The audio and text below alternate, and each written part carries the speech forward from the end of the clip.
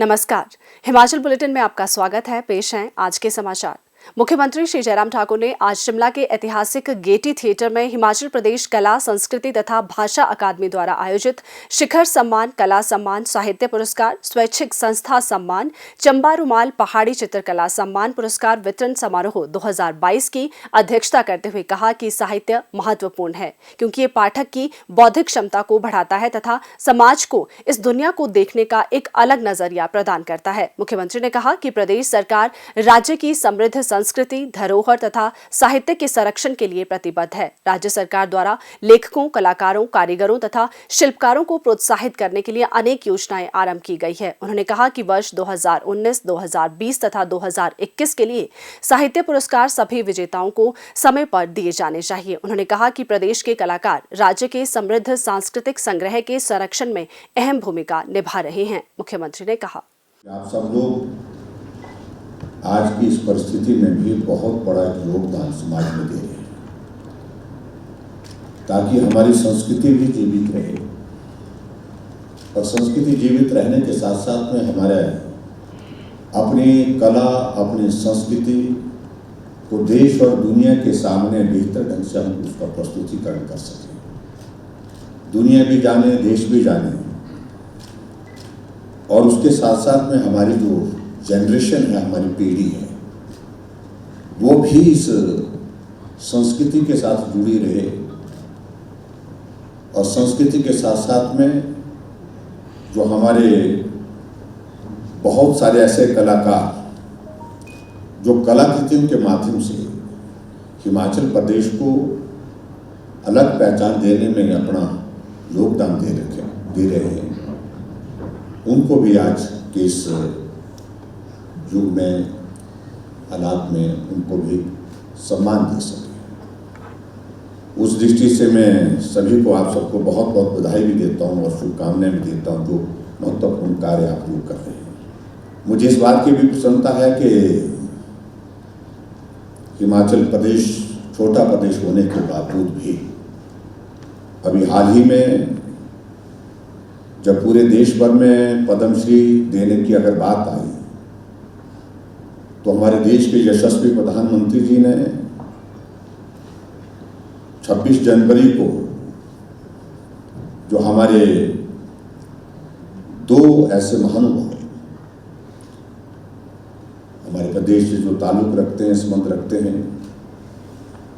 उनको सम्मानित करने की दिशा में हिमाचल को ये सम्मान हासिल हुआ है। उसके लिए मैं आदरणीय प्रधानमंत्री का बहुत बहुत आभार करता हूं। श्रीमती ललिता वकील जिनको पद्मश्री पुरस्कार से सम्मानित किया गया, ये हमारे लिए अत्यंत प्रसन्नता का विषय है, जिनने चंबा रुमाल को राष्ट्रीय स्तर पर ही नहीं अंतर्राष्ट्रीय स्तर पर भी पहचान बनाने में अपना योगदान दिया। और उसी तरह से मुझे इस बात की भी प्रसन्नता है कि पद्मश्री अवार्ड के साथ जो है विद्यानंद सराय जो हमारे सिरमौर जिला के जो एक अच्छे लेखक हैं, कवि हैं और कलाकार भी हैं, उनको भी सम्मानित किया।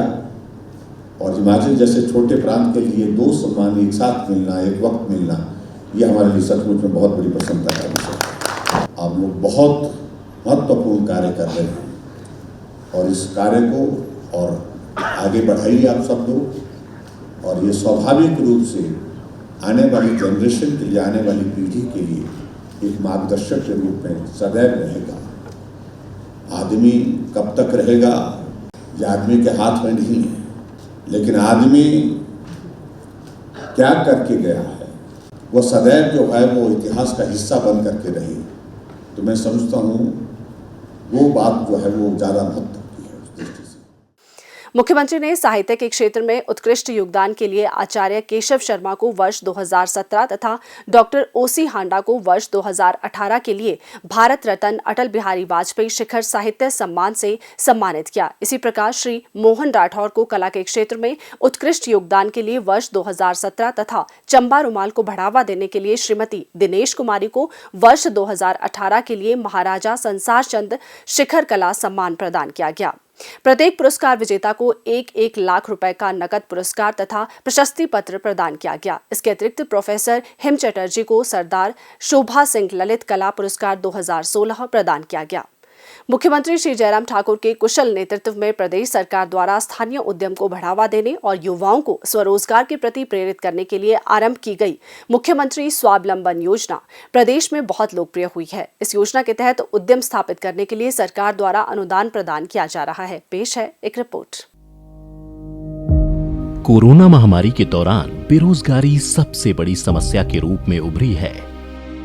इस संकट को दूर करने के लिए हिमाचल प्रदेश की जयराम ठाकुर सरकार की मुख्यमंत्री स्वावलंबन योजना बड़ी कारगर साबित हो रही है।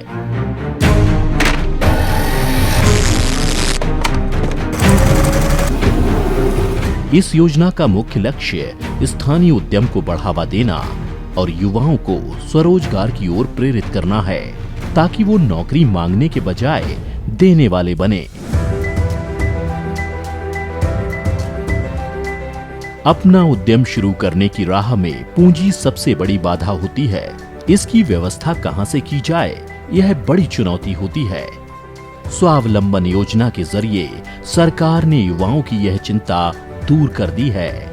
राज्य के 18 से 45 वर्ष के ऐसे युवा जो बेरोजगार हैं, वह 1 करोड़ रुपए तक का प्रोजेक्ट लगाकर स्वरोजगार शुरू कर सकते हैं। उद्यम लगाने के लिए सरकार 60 लाख रुपए तक के प्लांट और मशीनरी के निवेश पर 25% अनुदान दे रही है। मैंने यहाँ पंताघाटी शिमला में हिमाचल की पहली प्राइवेट क्रिकेट एकेडमी ओपन की है। ये क्रिकेट एकेडमी ओपन करने के पीछे सबसे बड़ा जो योगदान रहा है वो जो हमारा स्वावलंबन योजना, मुख्यमंत्री स्वावलंबन योजना का रहा है। हमको इस लोन मिलने के अनुसार हमने ये एकेडमी ओपन की है। मुख्यमंत्री स्वावलंबन योजना के तहत मैंने ये लोन लिया था, जिसके थ्रू ये एक छोटी सी बेकरी खोली है छोटा शिमला में ही। और ये एक अच्छी योजना है जिससे सरकार यंगस्टर्स को मोटिवेट कर रही है कुछ अपना करने के लिए, इंडिपेंडेंट बनने के लिए। हिमाचल की ज्यादा से ज्यादा बेटियां अपना उद्यम खड़ा करके आत्मनिर्भर बन सकें, इसके लिए स्वावलंबन योजना में महिलाओं के लिए अनुदान की राशि 30% देने का प्रावधान किया गया है। विधवाओं के लिए यह अनुदान 35% है। योजना के तहत 60 लाख रुपए तक के ऋण पर सरकार 3 साल के लिए 5% की ब्याज सब्सिडी प्रदान करेगी। साथ ही उद्यम लगाने के लिए सस्ती दरों पर जमीन दिलाने में भी मदद की जा रही है। मुख्यमंत्री स्वावलंबन योजना के अंतर्गत जो मुझे श्री जयराम ठाकुर जी की बनाई हुई योजना से जो मदद मिली है, उसकी मैं बहुत शुक्रमंद हूँ। इस योजना के तहत मुझे अपना ये क्लिनिक सेटअप करने का जो मेरा एक वर्षों से सपना था, उसमें बहुत हेल्प मिली है। रोजगार सृजन से जुड़ी इस योजना के तहत बैंकों की ओर से 4000 से अधिक इकाइयां स्वीकृत की गई हैं। इनमें 651 करोड़ रुपए का निवेश होगा और करीब 11,000 लोगों को रोजगार मिलेगा। अपने वादे के मुताबिक सरकार अब तक स्थापित 2057 उद्यमों को 121.70 करोड़ रुपए का अनुदान दे चुकी है।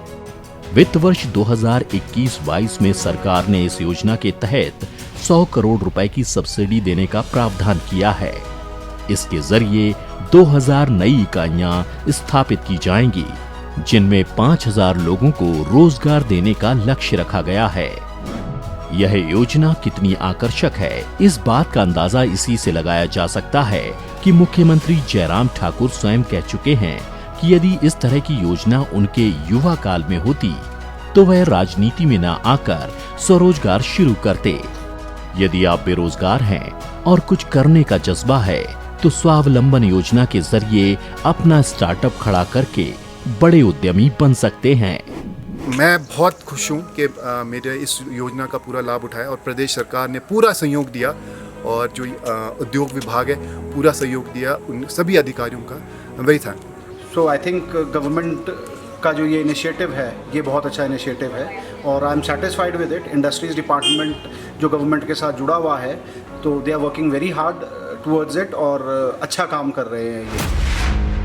संवेदनशील सरकार बढ़ रहे रोजगार। स्वास्थ्य एवं परिवार कल्याण विभाग द्वारा दोपहर 2 बजे जारी बुलेटिन के अनुसार प्रदेश में कोरोना संक्रमण की जांच के लिए आज 1812 लोगों के सैंपल लिए गए, जिनमें से 246 लोगों की रिपोर्ट नेगेटिव पाई गई है, जबकि 1494 लोगों की रिपोर्ट आना बाकी है। अभी तक 42,88,531 लोगों की जांच की जा चुकी है, जिनमें से 40,19,215 सैंपल की जांच नेगेटिव पाई गई है। प्रदेश में कुल 2,67,811 लोगों में कोरोना वायरस के संक्रमण की पुष्टि हुई है, जिनमें से 2,55,593 लोग इस बीमारी से ठीक हो चुके हैं और 8,233 व्यक्ति उपचाराधीन हैं। हिमाचल बुलेटिन देखने के लिए सब्सक्राइब करें YouTube channel IPR Himachal, follow करें ट्विटर @DPRHP, लाइक करें Facebook page information and public relations department Himachal Pradesh, visit करें वेबसाइट www.himachalpr.gov.in। इस अंक में इतना ही। कल फिर होगी मुलाकात। दीजिए इजाजत। नमस्कार।